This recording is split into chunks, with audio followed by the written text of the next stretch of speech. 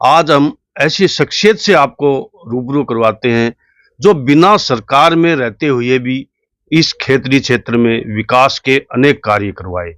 खेतड़ी की जनता को एक आशा की किरण नजर आई और उन्होंने जो समस्याओं का निराकरण किया, वो आज भी काबिले तारीफ है।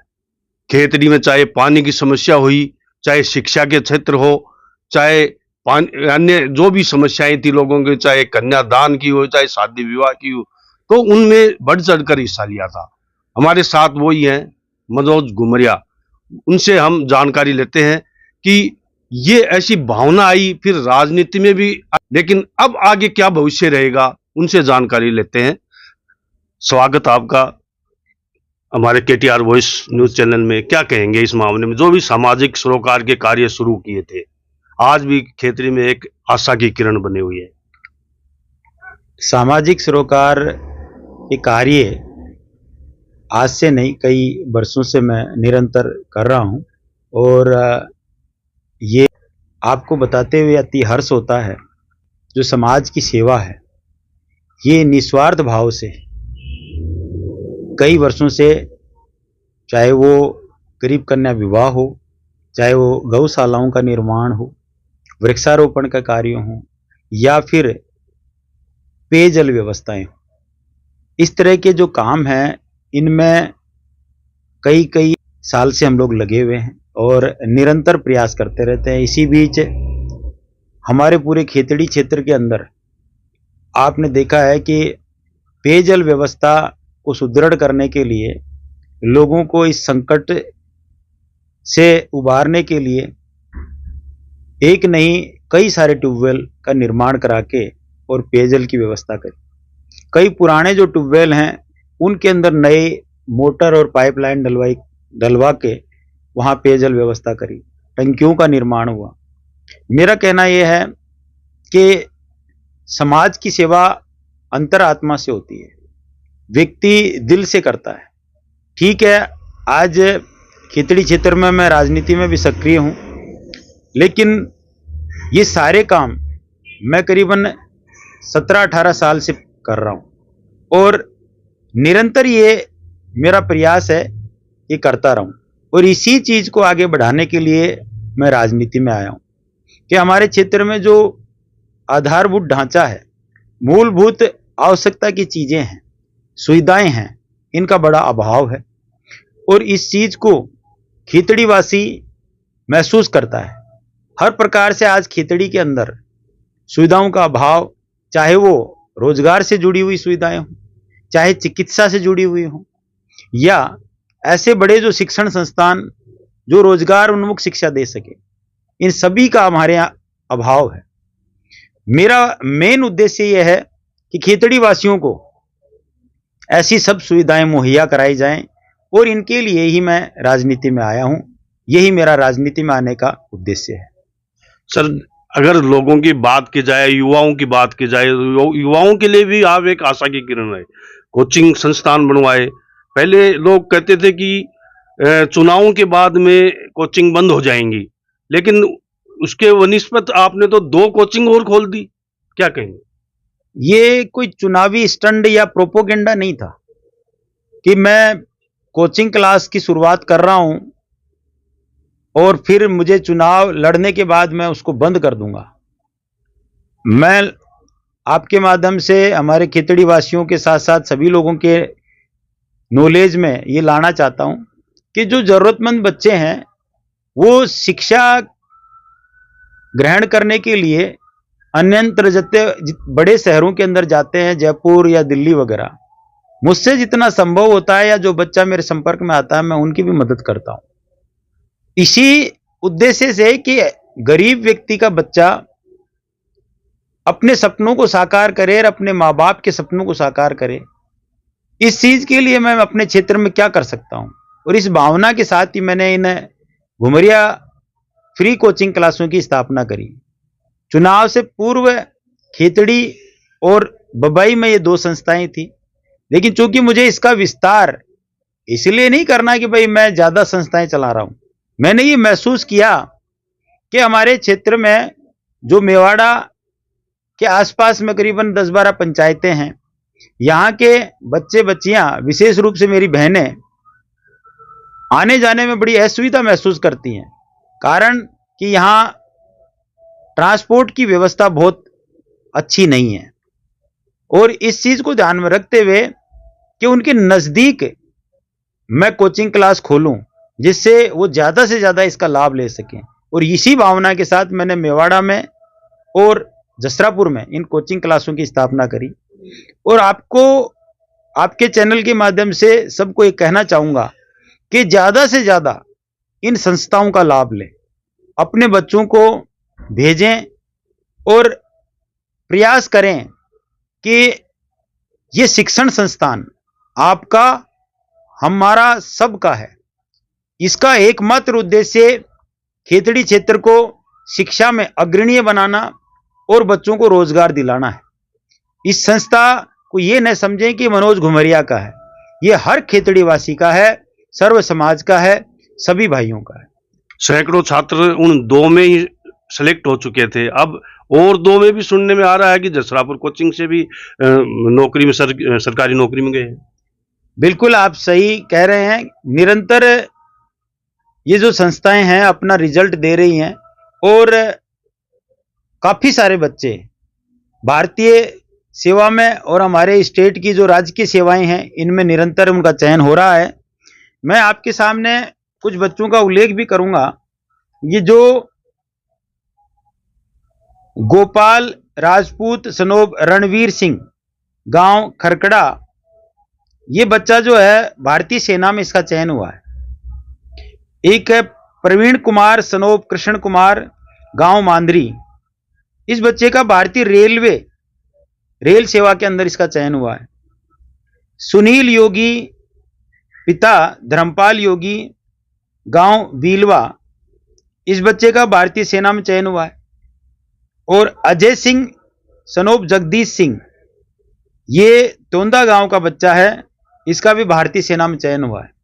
इस प्रकार के अनेक उदाहरण हैं जो निरंतर, चाहे वो मेवाड़ा से सेलेक्ट हुए हों या जसरापुर से या बबाई या खेतड़ी से, ये निरंतर ये क्रम चल रहा है। और हमारे लिए सबसे बड़ी खुशी की बात यही है कि जो मेरा स्वयं का सपना है कि हमारे क्षेत्र के बच्चे अपने खुद के सपनों के साथ साथ माँ बाप के सपनों को साकार करें, खेतड़ी का नाम रोशन करें, अपने परिवार का नाम रोशन करें और अपने आप के साथ साथ पूरे समाज को सुदृढ़ बनाएं।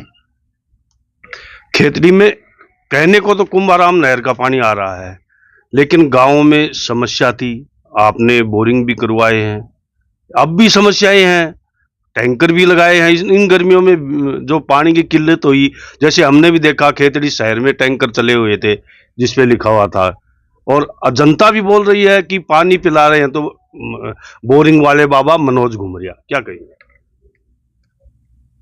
ये सवाल ऐसा है कि आदमी दिखावा करता है, प्रोपोगेंडा करता है या सच में काम करता है। आज कोई चुनाव नहीं है, आप देखेंगे।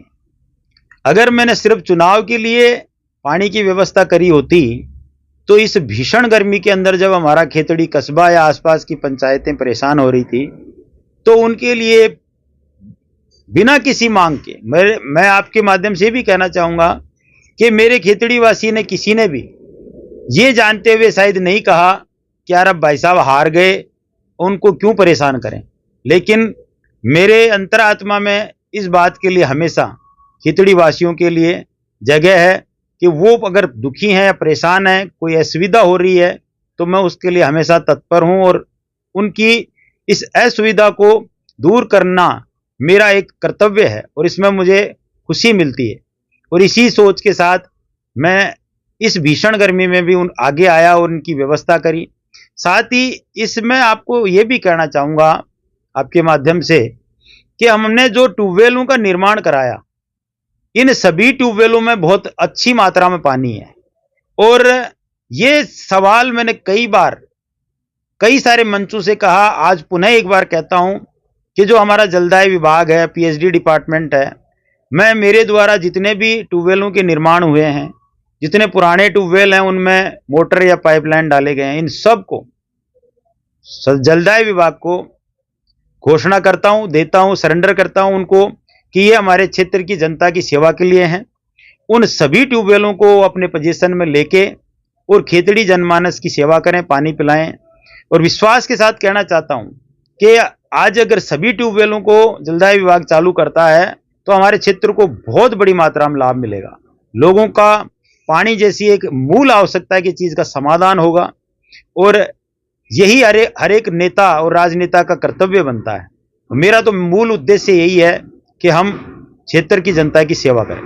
कई जगह ट्यूबवेल बंद हो चुकी है, बताइए। सही कह रहे हैं आप। कई ऐसे जो क्षेत्र हैं जहां शिमला गांव से एक समाचार आया, मांदरी से समाचार आया कि जो ट्यूबवेल चल रहे थे पीएचडी डिपार्टमेंट के तहत उन पे बिजली के कनेक्शन थे, उनको कटवा दिया गया और ये काम प्रेशर से हुआ। तो मैं ये कहूँगा कि हमारा कर्तव्य है लोगों की समस्याओं का समाधान करना, न कि उनकी समस्याओं को बढ़ाना। ये एक ऐसा काम है जिसकी मैं निंदा करता हूं और उम्मीद करता हूं कि जलदाय विभाग, पीएचडी डिपार्टमेंट इस पर गौर करेगा और जल्दी से जल्दी इन ट्यूबवेलों को पुनः बिजली कनेक्शन देके चालू करे, जिससे ग्रामीण लोगों को पेयजल की व्यवस्था बन सके। पेंशन सरकार देती है, लेकिन आपने तो कई पेंशन लोगों को जारी कर रखी थी, उनका सहारा बने हुए थे। अब क्या स्थिति है पेंशन की? हमारी जो पेंशन स्कीम है, विशेष रूप से हमने इसमें कुछ ऐसे क्राइटेरिया निश्चित किए थे कि जो कोई परिवार जिसमें एकमात्र सदस्य कमाने वाला ना हो, या कोई ऐसा मेरा भाई जो विकलांग है, इन लोगों को हम ये सुविधा चालू कर रहे थे। हाँ, इसमें कई सारी ऐसी विसंगतियां आई जिनसे कई लोगों ने गलत फायदा उठाया और इन्हीं के कारण आज पेंशन जो है उसका हमारी टीम पूरी तरह से दोबारा इस पेंशन स्कीम को रिव्यू कर रही है। और जो लोग सच में पात्र हैं उनको मैं विश्वास दिलाना चाहता हूं आपके माध्यम से कि उन्हें पुनः पेंशन का लाभ मिलेगा और शीघ्र अतिशीघ्र मिलेगा। लेकिन जो लोग झूठे कागजात या कई तरह के प्रलोभन के साथ में, दबाव के साथ में पेंशन स्कीम से जुड़ गए थे, ऐसे लोगों को हम लोग आगे पेंशन नहीं देंगे। राजनीति में आपने चुनाव भी लड़ा, कुछ मतों से हालांकि चुनाव हार गए। अब आगे क्या रणनीति रहेगी, क्या भविष्य रहेगा?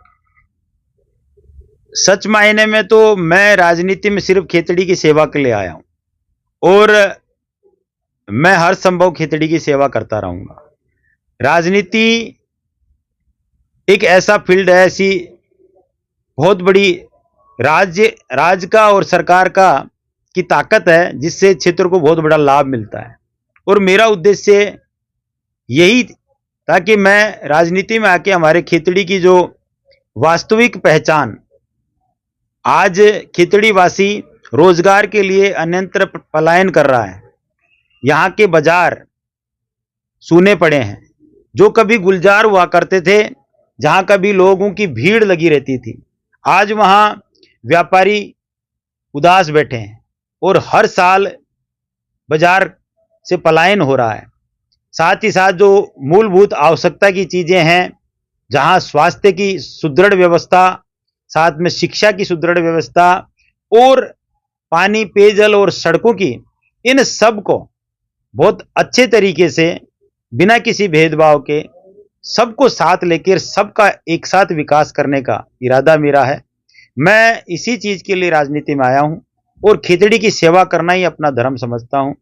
खेतड़ी जनमानस ने, सर्व समाज ने, पूरे नगरपालिका क्षेत्र और 44 पंचायत के लोगों ने मिलकर मुझे आशीर्वाद दिया। इसके लिए आपके चैनल से सबका हृदय से धन्यवाद भी दूंगा और उम्मीद करता हूं मेरे पिता तुल्य बुजुर्गों से, मेरी माताओं से, कि अपने नौजवान बेटे पे और साथ ही मेरे नौजवान भाई बहनों से कि विश्वास बनाए रखें। मेरा सोच और मेरी विचारधारा खेतड़ी को हमेशा अग्रणीय ही रखेगी। सदा खेतड़ी के विकास में ही अपना मैं पूरा ध्येय लगा के रखता हूं।